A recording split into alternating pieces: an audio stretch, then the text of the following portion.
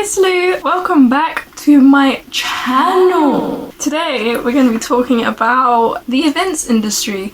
We're going to particularly talk about it from my perspective, which I live in the UK. So some of these statistics that I'm going to address may not be universal. Some of them are, some of them may not be, but I'm pretty sure everyone can relate to this in some way or another if you plan to be within the events industry whenever it happens. But anyway, let's get into it. By the way, I have like notes, so if I'm looking down, it's because I'm reading the notes. Okay, so the first statistic I want to say is 84% of visitors and exhibitors have tried at least one new digital service since lockdown. The article I read this from was from March, I believe, or somewhere around that time. So I'll leave all the articles that I read in the description if you want to read some of them. They're there.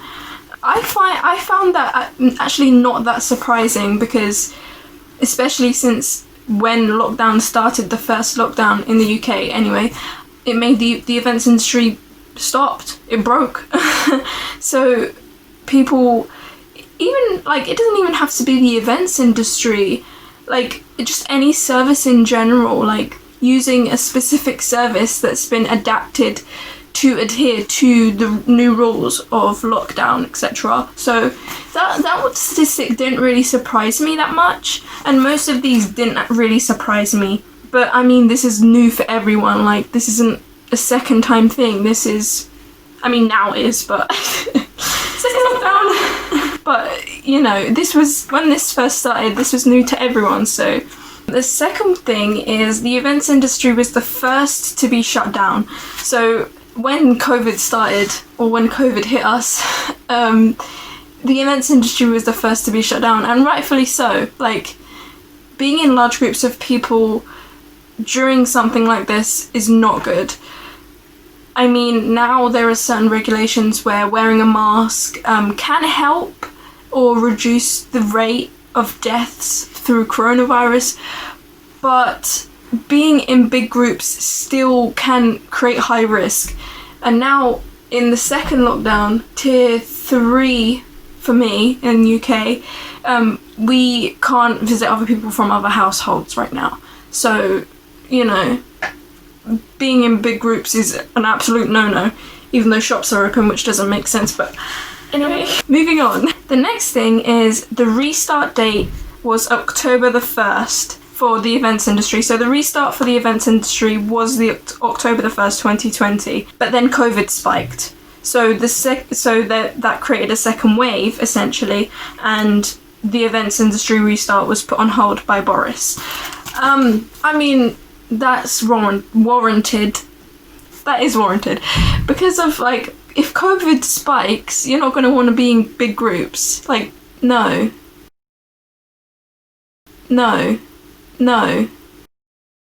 Personally, don't understand like why people are putting themselves and others at risk by like having illegal gatherings of people. Like, I don't get it.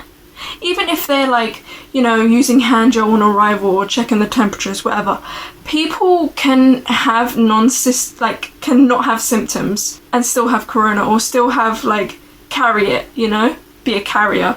So going to parties, having big gatherings is very irresponsible in my opinion, and should be in everyone's opinion, but that's just me, okay?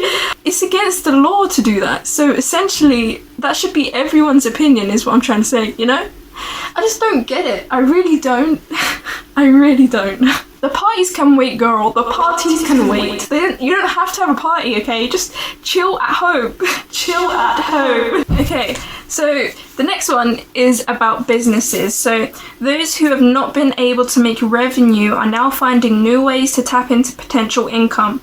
So, for example, like online events. But the only trouble with that is how long is it going to last, and how far is it going to go, and will it ever be the same or get the same engagement as it would have if it was in a venue, like in person, because I don't know what you've experienced of online events, but I've been to a few online events, and even like my lectures for school, uni. I just feel like now that everything has changed, of course, like holding online events is a must if the events industry is to continue and to bring in extra income for those small businesses or just businesses in the events industry in general.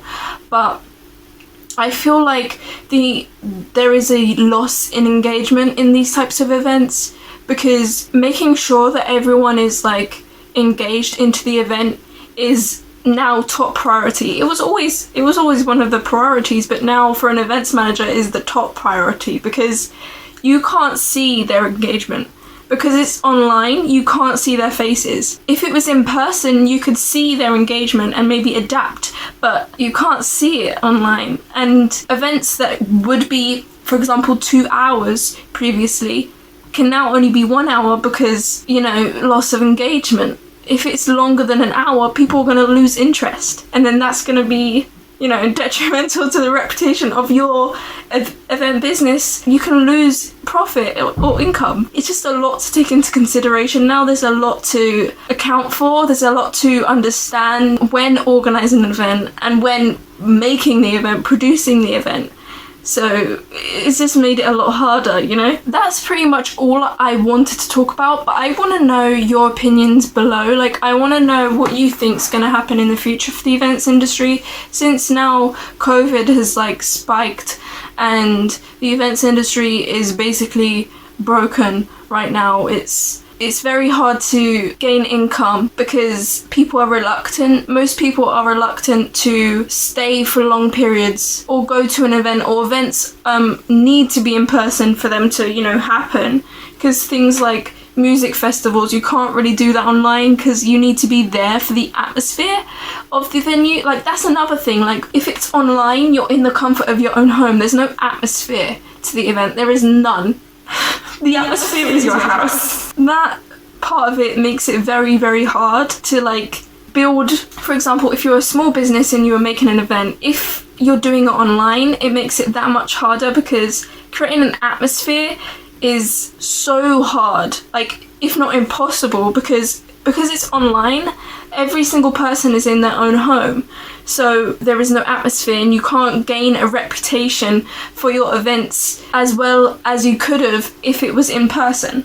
It just makes it that much harder for event managers. I don't know. I don't know what's going to happen from here on out. It just seems very hard, And of course, nothing's ever going to be the same. It's going to be, we have to adapt and change to this new life that we have. But when is it going to come back closer to normal like it was before?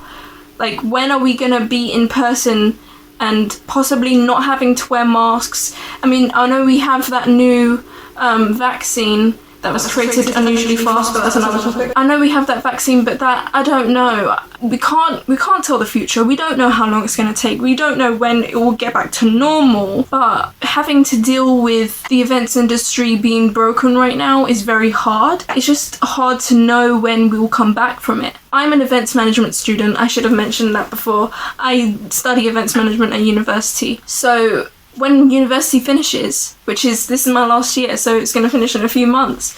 When it finishes, what am I going to do?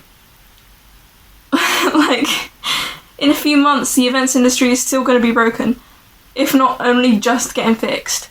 But what am I going to do? I mean, it's a hard one. The only thing I can say is I know it will eventually get back to normal. It's just a matter of time. I don't know. It's a hard one. It's a hard topic. Anyway, that's going to be today's video. I hope you enjoyed it. If you did like the video, I'll be waiting. Thank you. And if you haven't yet, subscribe. It's that big red button. It says subscribe, and then it has a bell next to it. Then click the bell, because we like music here. And I will see you guys in my next one. Have a good day. Bye. Down, yeah. I've been feeling so down, yeah. Can you tell me